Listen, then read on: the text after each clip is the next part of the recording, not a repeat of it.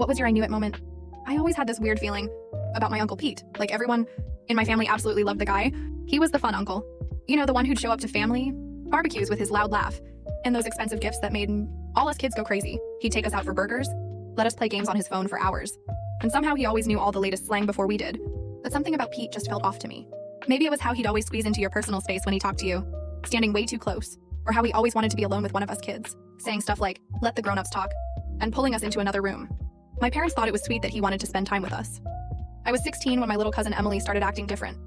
Emily was always this bubbly kid who asked a million questions and made everyone laugh with her silly jokes.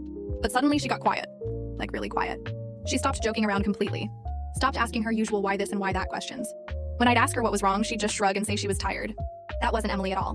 One Saturday, I was helping my dad clean out the garage. We were sorting through old tools and junk when I saw this spare key hanging on a little hook. It had a label that said Pete in my dad's handwriting. That made zero sense to me. Pete didn't live with us. He had his own apartment across town. Why would he need a key to our house? When I asked my dad about it, he just chuckled and said, "Pete, a copy years ago when they used to share tools back and forth. You know how your uncle is. Always borrowing something," Dad said. But something about that explanation felt wrong. Pete hadn't borrowed tools in years. That night I couldn't sleep. Something about that key kept bugging me. Why would Pete still need access to our house? Why was the key hanging in the garage where everyone could see it? The more I thought about it, the weirder it seemed. The next day I decided to fake being sick and stay home from school. I told my mom I had a headache and she believed me. After everyone left for work and school, I just waited.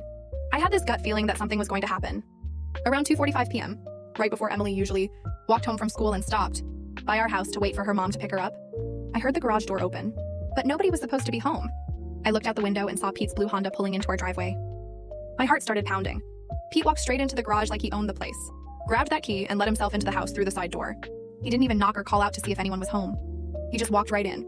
I followed him from upstairs, trying to be as quiet as possible.